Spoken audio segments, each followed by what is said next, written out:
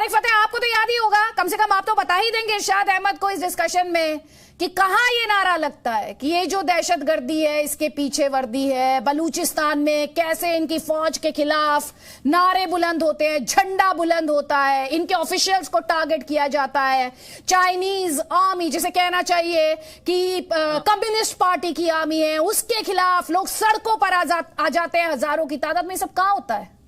इनको नहीं दिखता ना, बेचारे नजरों से ये डिसेबिलिटी के वो हैं। आज बेचारे सूट वूट पहन के आए, रुमाल लगा के आए, थोड़ा सा बोल लेने दिया करें। बाकी को हम तो कटोरे लेके घूम रही दुनिया भर में कि अल्लाह के नाम पे कुछ दे दो, हमें खाने पीने को नहीं है।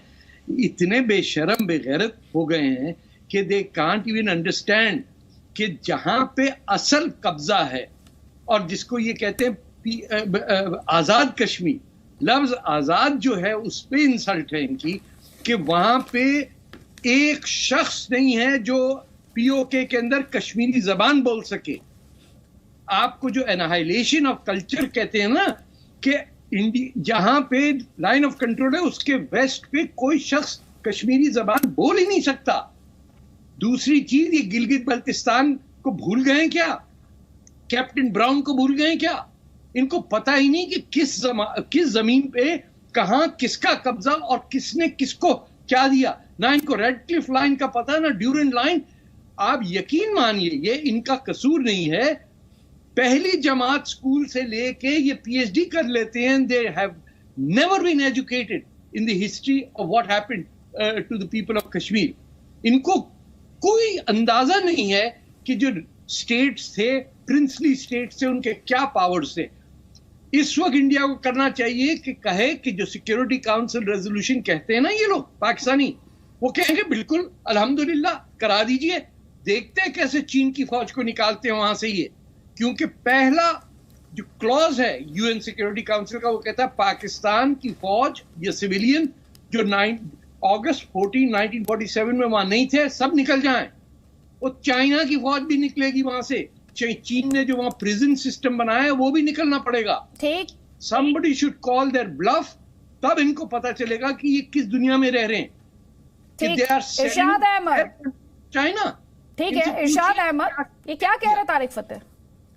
तारिक फतेह वो कह रहे हैं जो एक देशद्रोही अपने मुल्क के खिलाफ कह सकते हैं, वो कह रहे हैं, ये कहने दीजिए।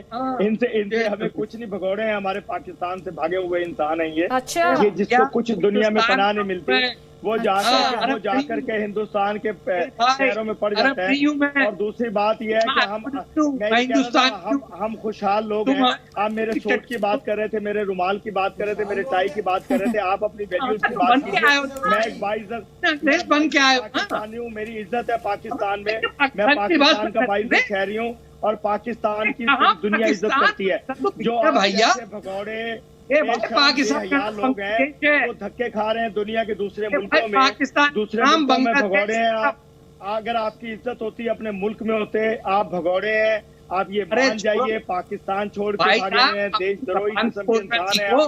आपको शर्म नहीं आती?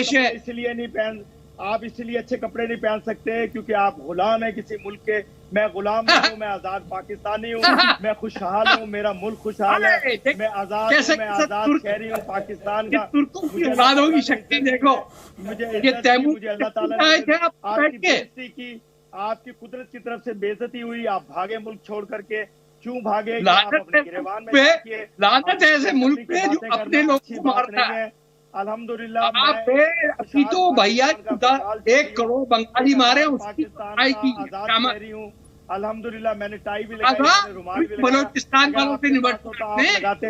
अगर आप किसी मुल्क के गुलाम ना होते तो आपको आप तारिक फतेह से लड़ने आए हैं, आप कुल मिलाकर तारिक फतेह से लड़ने आए हैं, आप यहाँ पर सर्टिफिकेट देने आए हैं। एक बड़ी खबर अपने दर्शकों को दे देते हैं। राहुल गांधी ये कह रहे हैं कश्मीर में पंडितों का पलायन बढ़ा है।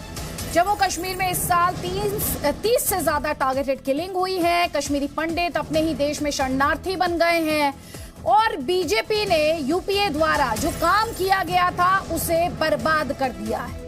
तो राहुल गांधी बीजेपी पर निशाना साध रहे हैं। उनका ये ट्वीट इस वक्त आपके स्क्रीन पर, जिसमें उन्होंने लिखा इस साल कश्मीर में 30 टारगेटेड किलिंग्स हो चुकी हैं, पंडितों का पलायन तेजी से बढ़ा है, भाजपा ने यूपीए द्वारा किए गए अच्छे कामों को बर्बाद कर दिया। सत्ता में आने से पहले बड़ी बड़ी बातें करने वाले प्रधानमंत्री सत्ता भोग रहे हैं और कश्मीरी पंडित अपने ही देश में शरणार्थी बने हुए हैं। लेकिन सैफुद्दीन सोज साहब, बीजेपी कह रही है आज जो समस्या है उसके पीछे तो पंडित नेहरू की सोच है, जवाहरलाल नेहरू की गलती है।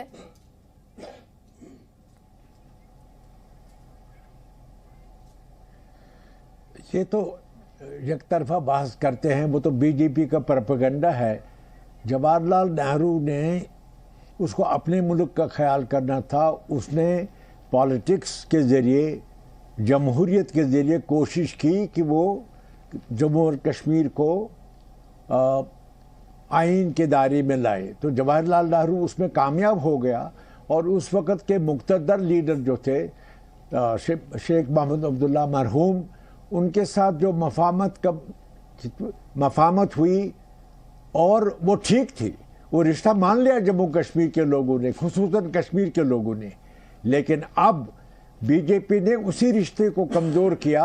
5 अगस्त को एकतरफा तौर 370 को बदलाया, जो बड़ी बहस के बाद, और वो एक एग्रीमेंट था यूनियन के साथ जम्मू कश्मीर रियासत का। उसमें यह था कि शेख मोहम्मद अब्दुल्ला ने कहा हम इंडियन यूनियन के साथ इल्हाक करेंगे बशर्ते कि वो हमको दाखिली खुदमुख्तारी दे दें। तो वो दाखिली खुदमुख्तारी उस वक़्त की गवर्नमेंट ने दे दी और जम्मू कश्मीर के आइन में उसी दाखिली खुदमुख्तारी को परोया गया और तब इल्हाक हो गया। इल्हाक की तवसीक हो गई, यानी महाराजा ने जो इल्हाक किया उसको लोगों की तरफ से मरहूम शेख मोहम्मद अब्दुल्ला ने उसको मान लिया, मगर उसकी शर्त थी दाखिली खुदमुख्तारी, जो 5 अगस्त को बीजेपी ने एकतरफा तौर कलअदम किया। ना एक सेकेंड, राजा हरि सिंह ने क्या साइन किया था? आर्टिकल 370 तो राजा हरि सिंह ने साइन नहीं किया था। नाराज सैफुद्दीन सोज साहब। जनरल सिन्हा, मैं पूछना चाहता हूं मिस्टर सोज से कि ये जब हमारी आर्मी एडवांस कर रही थी और पूरा कश्मीर हम लोग वापस ले लेते, नेहरू जी ने सीज फायर क्यों अनाउंस किया? ये विश्व के इतिहास में पहला ये नेता है जो जीती हुई आर्मी को उन्होंने कहा सीज फायर। यूनाइटेड नेशंस क्यों गए? पूरा जम्मू एंड कश्मीर के महाराजा थे महाराजा हरि सिंह, पूरा क्षेत्र उनका था। जब पूरा क्षेत्र विलय हुआ तो पूरा क्षेत्र हमारा है। ताकि और तीसरी बात, जाए 370 क्या पार्लियामेंट ने पास किया था? मिस्टर सोज, 370 पार्लियामेंट ने पास किया था। पीछे के गली से आप षड्यंत्र करते हो।